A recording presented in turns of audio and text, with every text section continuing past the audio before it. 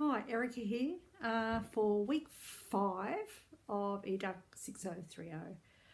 This week we're looking at post-structural, or more specifically Foucauldian work, research on pedagogy and power. So we're introducing power in a very explicit way this week.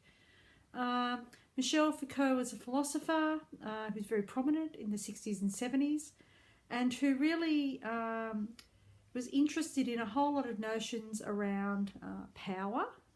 What is power? How do we understand power? How can we reformulate our ideas about power, not as something that's held by people, but something that circulates and that people resist and take up and hold.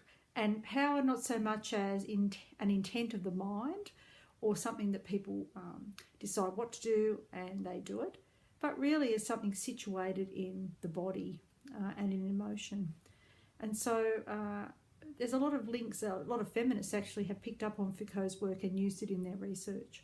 It's a really interesting and influential social theory.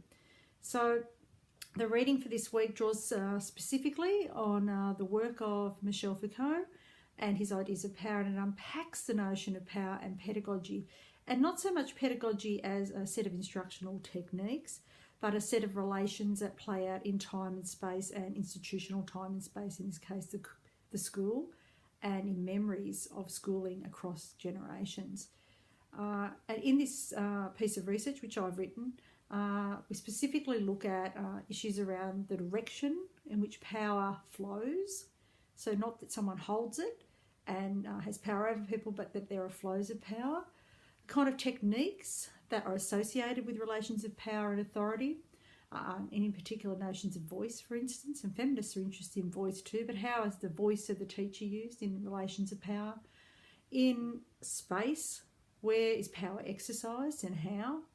In emotion, what are the reactions to exercises of power?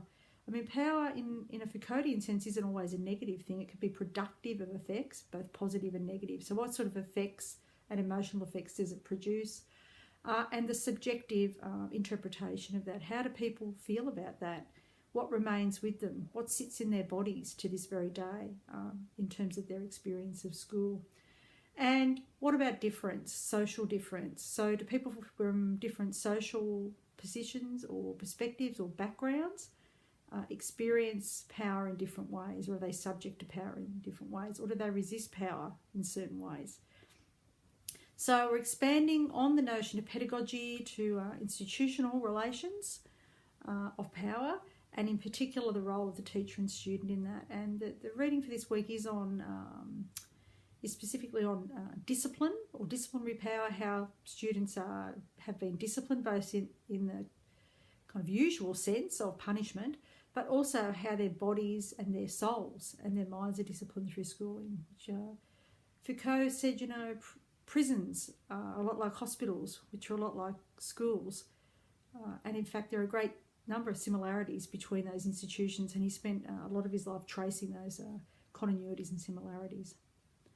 So I hope you enjoy the reading for this week. I hope that you reflect on your memories of schooling and relations of power, both positive and negative, and between teacher and student and student and student, in order to think about schools as spaces or enclosures which regulate and which generate flows of power for learning in all its forms.